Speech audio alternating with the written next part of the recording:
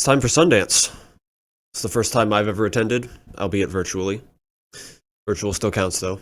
At it, I watched 17 films overall, 10 features, 7 shorts. The 7 shorts were all in the animated category.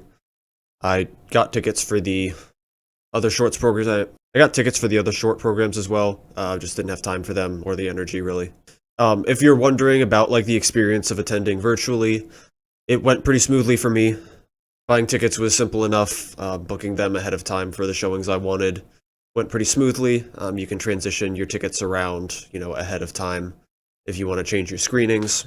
Once the showtimes open up, though, on the day of, virtual screenings, then they're set in stone. So make sure you have them set before the date the screenings open up, because then they're locked in. The films that were available virtually were a little bit limited. Bigger titles, some well-received stuff like Ghostlight, Love Lies Bleeding, I Saw the TV Glow. Some stuff like that wasn't available in the virtual selection, but it's okay because there were still plenty of titles, a couple that I really loved. I also wasn't able to get to a couple of notable ones that were available virtually, such as A Real Pain and Thelma. They were just sold out by the time that I actually got my tickets, so maybe I should have booked mine a little earlier. There were a couple that I was not able to get to that were kind of surprise hits, so I kind of wish that I had been able to see in the summer and Daughters. Especially in the summer, I think, was a surprise for most people. I think it ended up winning like a couple of Sundance jury prizes as well, so I'll have to keep an eye out for that one if it gets distribution somewhere.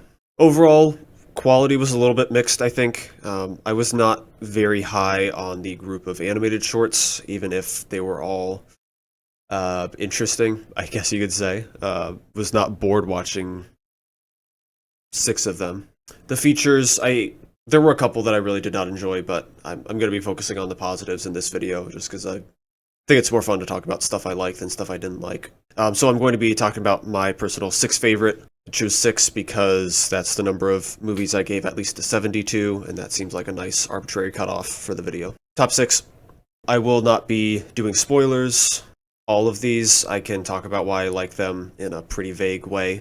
If you have any chance to check any of these out, please do. The only one, I believe, that has distribution right now is Skywalkers, A Love Story, which Netflix bought, so you will for sure be able to see that at some point. Enough preamble, we'll jump into it.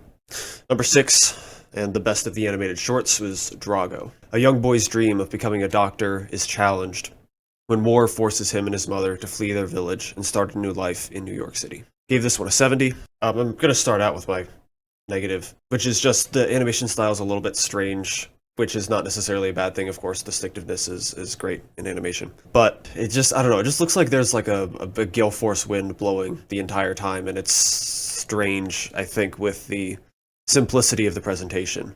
So this is my main beef with it. But besides that, it's kind of a strong reminder of how effective simplicity can be in storytelling. Just the fact that you can present the audience with a character in an immediately empathetic situation. You can put yourself in their shoes, immediately understand the simple things that they're experiencing, and get an emotional response out of it. And then the movie doesn't make the mistake of staying too long. Because when you've got simple characterization like that, there's not a lot of depth. It's mostly just you putting your own experiences into the movie. So if you stick in one spot too long, that depth is going to run out quickly. The audience is going to think you've got nothing left to offer. Thankfully, this movie, it's only 16 minutes, so it's got to move. And it does. It has several phases of life, basically, that it goes through. It keeps it going. It keeps the emotional beats coming. It doesn't let you sit with the simplicity too long, which I think is the right move for this style of character portrait. It's very sweet. It's a little sad. It's a nice little moral lesson, I think. Who knows if anyone will ever have a chance to watch this, I guess, after Sundance. This might be a waste of time reviewing it. I don't know if animated shorts pop up in the future very often, but if you ever happen to run across this, I guess, absolutely check it out. The director has another animated short of his, which is on Vimeo, so who knows, maybe after the circuit he'll upload this one too. Number 5 is the aforementioned Skywalkers, A Love Story. 2 roof-toppers document their ascent through the profession and the progression of their relationship. Gave this one also a 70. Just on a personal note for me, this was a rough watch because I'm very scared of heights. And, even just sitting in my recliner, like I was just sweating it out. Ugh, man. Between this and a couple of other very awkward movies I watched, this was a rough Saturday in a certain sense, even if the movies were worth it.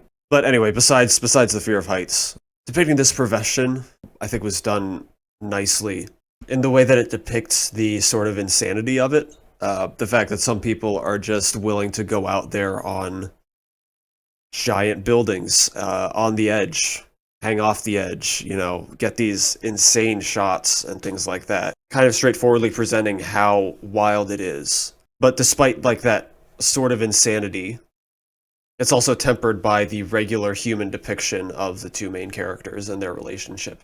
So it doesn't feel like you're just staring and gawking. It doesn't feel like it's any kind of negative sort of insanity. It just feels like an interesting sort of corner of humanity that it's focusing on. And it's always fun to see those little niches in people, even if I cannot at all relate to what it is they find fascinating. There's a sort of heist structure to the movie, which I think is a lot of fun. I don't always think it's the best implementation, but even like some qualms aside, like it's fun to have a genre framing device, I think, in a documentary. It is a way to, vary your delivery a little bit. There's a nice little second layer of commentary regarding the relationship and the way it ties into rooftoping. Nothing crazy, but it is nice to have that extra layer of commentary present in a documentary. I'm not particularly invested in the relationship throughout the movie, so to me, the sections that focus more strongly on that drag a little bit. I suppose if you're into it, then there's plenty of it. It's certainly used for a point, so I can't fault the movie for having it. But I do wish maybe it was a little bit tighter on those parts of the film. And yeah, like I said, this one's got distribution, so it'll pop up on Netflix at some point, and more people will be able to see it, and that's great, because this is a really cool documentary. Number 4, Didi. Didi depicts a summer in the life of a teenage boy trying to navigate life, be cool, and get the girl. Gave this one a 75. This is actually the same director as Nine and Waipo, which is currently up for an Oscar nomination in documentary short. And actually, one of the two grandmothers in that short is the grandmother in this film. Unfortunately, unlike the short, this doesn't really have much of a visual style to it, I would say. The warm glow and the aesthetic of the documentary short he did was one of my favorite things, but this one doesn't really have much of an aesthetic positive to it. I think the music is also a little, at points, but I mean, those are really just my main critiques. Besides that, I think the film does a great job kind of painting the picture of what it means to try to adolesce. Just the process of trying to figure out what exactly you're supposed to do, how you're supposed to do it. Because you've got all these ideas and feelings, and you're just trying to sort them out, and it often does not work, and you've got a lot of mistakes to make. And this is what the movie's capturing. It's capturing all the mistakes that a 13-year-old makes, and it is brutal to watch, because something that also gets to me a lot is just kind of secondhand awkwardness. And especially like the first third or first half of this movie is like, I barely made it. I was seriously thinking about just bailing out of the movie a third of the way through because it just hurt me to watch. But I made it. I'm glad I did. There are some really nice performances in here. I think if I remember right, this won the Ensemble Cast Award at Sundance, which makes a lot of sense. Everyone succeeds in their roles really nicely. It's great to see Joan Chen getting some work. I don't think I'd ever seen her in anything besides Twin Peaks. So it was kind of a fun surprise to see her pop up in this. There's also some nice commentary about, as a teenager, discovering the fact that your family members are people too. And also not just with the son, but the way the other members of the family are portrayed as in their place in like the familial unit is really interesting as well. Really enjoyed this one. Hope it gets distribution. I don't know if I can manage to watch it again. Maybe with other people if they could force me to sit through it, but I absolutely do not regret watching it, of course. I mean, it's number 3 on here, so would absolutely recommend it. Number 3, Exhibiting Forgiveness. A black artist's estranged father unexpectedly appears in his life again, hoping to reconcile, prompting him to struggle with the idea of forgiveness. I also gave this one a 75. This one is pretty weighty. Andre Holland. He absolutely crushes the role. He's got a lot of emotional complexity to work through to portray, His character is in a tough spot. It's putting the viewer in a dilemma. When do you forgive someone? How much can you forgive someone? What is the way in which you can forgive someone? All interesting questions, all so difficult to work through in a real situation. And the man just displays that so well. The script also does a great job kind of giving both sides isn't really the right way to put it, but giving some context, I suppose, to who both people are, why they do what they do, why they think what they do. It's a difficult scenario it's depicting, and it's, emotionally kind of a difficult movie to sit through because it's just rough. Even beyond just the emotional depictions, I like the family dynamic. I like the sort of surreal way that some things in the film are presented. So I think it's a great way to visualize what's going on. The art, the main character, like I think I mentioned, is an artist. The art that he is shown painting is really captivating. It's got a great style to it. I would kind of assume either the director painted it or he directed it to be painted based off some of his style. Because, as it turns out, the director did a documentary short last year. I think it was shortlisted. I don't think it was nominated. Called "Shut Up and Paint." And if I remember right from that, it had the art in this film had some similar aesthetics and styles to the stuff in his work depicted in that documentary short. So it was kind of cool to see him pop up again. I didn't realize I would have seen something else the director had done. But I like the artistic work shown in the film, whether he painted it or not. In a couple ways, it feels like a first feature for sure. I think the way it establishes some things are kind of odd. The way the timeline of some events seems strange. So, I think there are some little quirks to it that definitely feel off, but I certainly wouldn't be surprised if this guy were to make another feature film, if it was even better than this one. I think he certainly got the chops for it. So, kind of hope to see him work again and make another movie because, I'd be certainly excited for it. I believe this one also does not have distribution yet, which I'm kind of surprised by because this seems like this would be a nice indie hit. But we'll see. It's early in the year. Hopefully it gets picked up somewhere because I hope more people get to see this. Number 2, good one. A girl goes on a camping trip with her father and his friend. She struggles with their behavior. Gave this one an 85. This is a delightful movie. It's quiet. It's kind of meditative. It gives a lot of room for observation.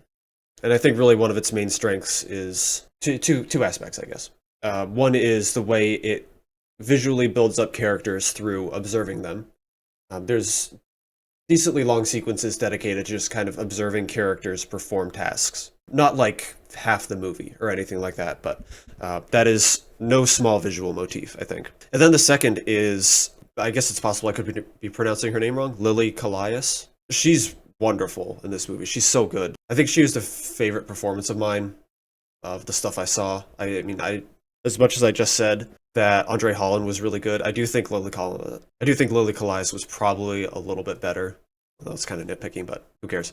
She's a highlight of the movie. The way she depicts her emotions and the way she reacts to her environment, it's all so good. There's a very specific and I think recognizable dynamic with the dads and the kid that you can see in the movie. It felt familiar to me, not that I necessarily knew people just like these dads or like my dad was like either of them. I think you recognize the dynamic when you see it. And the way she responds to it feels so natural. It feels right at home with what you would expect. But it also feels so lifelike because of just the way she acts it out and her emotions and everything like that.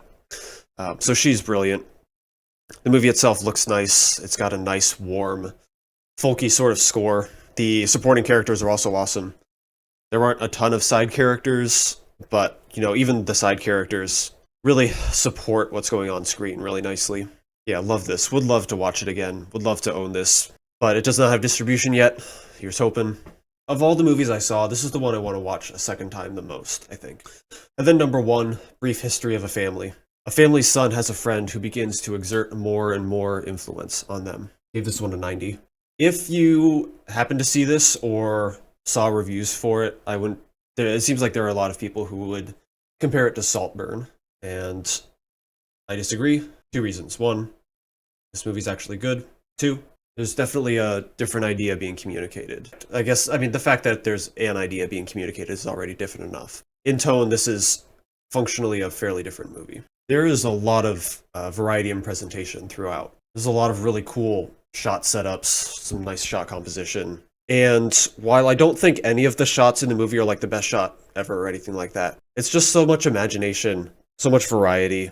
You can't get bored visually because there's a lot of mix-ups, there's a lot of changes, and there's a lot of things that fit in with what the movie is trying to depict. So nothing really feels off thematically the way things are shot. The family dynamics are extremely well defined, I think. Each member of the family, the three of them, have an interesting connection to the other two, an interesting connection to the subject matter. The specific kind of tension, we'll say, is maybe not what you would expect, and at least it wasn't quite what I expected going in.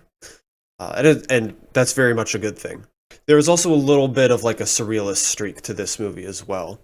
This kind of ties into the variety in shots that I mentioned earlier. There are a couple of sequences specifically I'm thinking of where it just kind of abandons the traditional narrative for a bit to communicate something in a pretty abstract way. And I really like the separation there because a lot of the movie is pretty straightforward. And then it kind of grabs your attention again with some of these surreal sort of elements to it.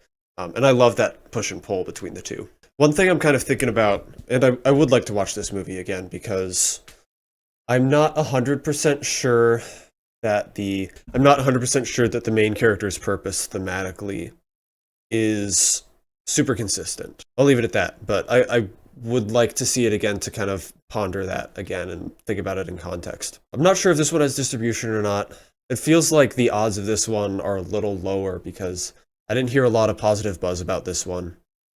Some of these previous ones, like, I definitely saw a good one, Exhibiting Forgiveness, Skywalkers, pop up on some best of lists, but I didn't really see anyone talking about this movie, which, of course, I think it's really unfortunate given that it was my favorite. But, you never know. Maybe it'll pop up somewhere. Again, this is one I would like to watch again, would like to own it. So, if you get a chance to watch it, recommend it, check it out. Among the other stuff I watched, there were a couple of other movies that I liked. Some just missed the cutoff, so I don't know, we'll call them brief honorable mentions. Suncoast, which was just kind of a solid movie throughout. And Soundtrack to a Coup d'etat, which is kind of like the opposite of Suncoast, I guess, in a certain sense, where it's kind of wild throughout. A lot of risk-taking, a lot of eye-catching decisions and things like that. I would still recommend checking out both of them as well. But yeah, I mean, that's mostly the wrap-up of Sundance. I enjoyed it. Hope you'll be able to catch some of these movies. I don't know how common it is for Sundance movies to actually get distribution, so maybe most of these are just going to die in the ether, unfortunately, but hopefully I'll be able to watch some of them again. I'd really enjoy that.